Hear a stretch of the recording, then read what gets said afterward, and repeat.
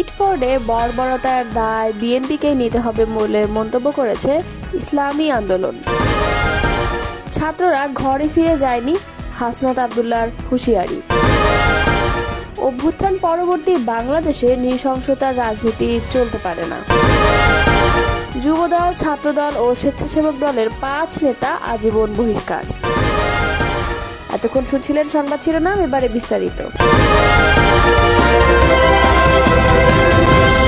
রাজধানীর পুরান ঢাকায় মিটফোর্ড হাসপাতালের সামনে ব্যবসায়ীকে নৃশংসভাবে হত্যার ঘটনায় ক্ষোভ প্রকাশ করেছে ইসলামী আন্দোলন বাংলাদেশ। এই ঘটনার দায় বিএনপি ও সরকারকেই বহন করতে হবে বলে দাবি করেছে দলটি। শুক্রবার এক বিবৃতিতে ইসলামী আন্দোলন বাংলাদেশের যুগ্ম মহাসচিব মাওলানা গাজী আতাউর রহমান বলেন, চকবাজারে যে বর্বরতা ঘটেছে তা আয়ামে জাহেলিয়াতকেও হার মানিয়েছে। বিএনপির মধ্যে যে এ ধরনের বর্বরতা জন্ম নিয়েছে তার দায় তারা এড়াতে পারে না।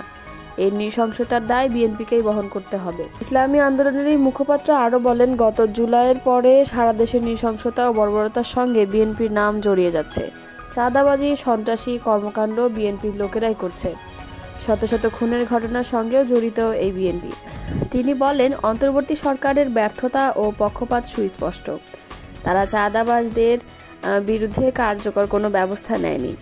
বিএনপির অপরাধীদের বিরুদ্ধে আগাম কোনো ব্যবস্থা নেয়নি, ফলে এমন নৃশংস হত্যাকাণ্ড দেখতে হলো জাতিকে।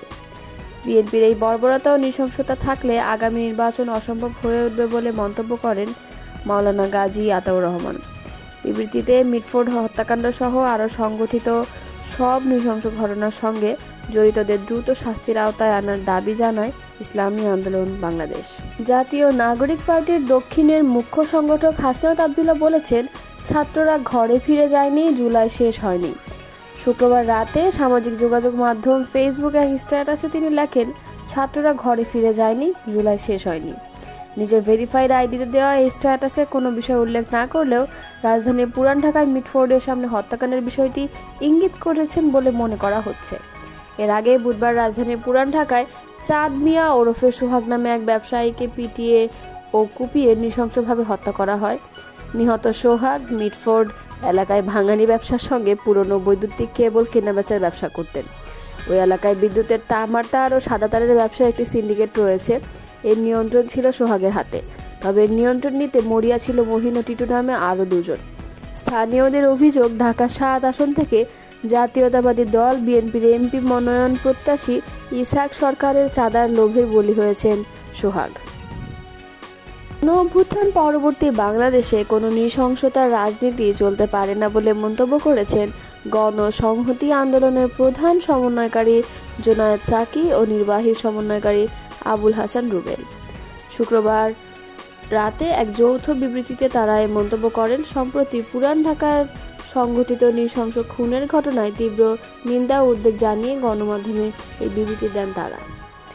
গণসংহতি আন্দোলনের শীর্ষ নেতারা বলেন, বুধবার বিকেলে ঢাকায় স্যার সলিমুল্লাহ মেডিকেল কলেজের সামনে ভাঙানি ব্যবসায়ী মোহাম্মদ সোহাগকে যেভাবে পাথর দিয়ে পিটিয়ে হত্যা করা হয়েছে তা অত্যন্ত নির্মম ও ভয়ঙ্কর। এ ধরনের ঘটনা ঘটিয়ে মানুষের মনে আতঙ্ক তৈরি করার চেষ্টা করা হচ্ছে। নেতারা আরও বলেন, মানুষের ভয়কে পুঁজি করে রাজনীতি করার যে চেষ্টা আমরা এতদিন দেখেছি তার কোনো ধরনের পুনরাবৃত্তি আমরা চাই না। অন্তর্বর্তীকালীন সরকারকে কঠোরভাবে আইন শৃঙ্খলা পরিস্থিতির নিয়ন্ত্রণ নিতে হবে। এই ঘটনায় জড়িতদের শিগগিরই আইনের আওতায় এনে বিচার করতে হবে। তারা বলেন, গণঅভ্যুত্থান পরবর্তী বাংলাদেশ এই নৃশংসতার রাজনীতি আর চলতে পারে না। বাংলাদেশ থেকে চিরতরে এই আতঙ্ক তৈরির রাজনীতি বন্ধ করার জন্য এই নৃশংস ঘটনার শিগগিরই বিচার প্রয়োজন। ঢাকার স্যার সলিমুল্লাহ মেডিকেল কলেজ হাসপাতাল এলাকার ভাঙাড়ি ব্যবসায়ী সোহাগ হত্যাকাণ্ডের ঘটনায় জাতীয়তাবাদী যুবদল, স্বেচ্ছাসেবক দল ও ছাত্র দলের 5 নেতাকে নিজ নিজ সংগঠন থেকে আজীবনের জন্য বহিষ্কার করা হয়েছে। শুক্রবার সন্ধ্যায় যুবদল, স্বেচ্ছাসেবক দল ও ছাত্র দলের পৃথক সংবাদ বিজ্ঞপ্তিতে এ তথ্য জানিয়ে বলা হয়েছে, নিহতের পরিবারের পক্ষ থেকে দায়ের করা মামলায় বহিষ্কৃতরা আসামি। সংগঠন 3টি জানিয়েছে, বহিষ্কৃত নেতাদের কোনো ধরনের অপকর্মের দায়-দায়িত্ব দল নেবে না। সব পর্যায়ের নেতাকর্মীদের তাদের সঙ্গে সাংগঠনিক সম্পর্ক না রাখার নির্দেশনা দেওয়া হয়েছে। এ বিষয়ে আইন শৃঙ্খলা বাহিনীকে কোনোরূপ শৈথিল্য না দেখিয়ে প্রয়োজনীয় আইনি ব্যবস্থা নেওয়ার আহ্বান জানিয়েছে সংগঠন তিনটি।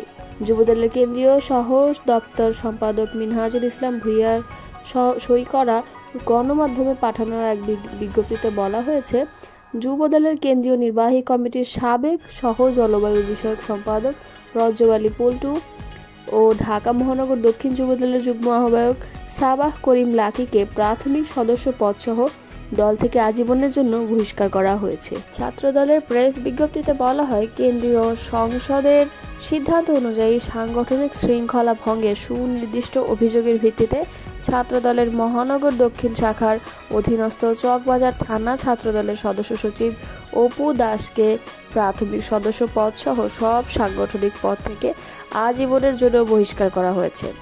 এছাড়া মাহমুদুল হাসান মাহিন 2018 সালের আগে ছাত্রদলের সাংগঠনিক কার্যক্রমে জড়িত থাকলেও দীর্ঘদিন ধরে সংগঠনের কার্যক্রমে জড়িত নেই।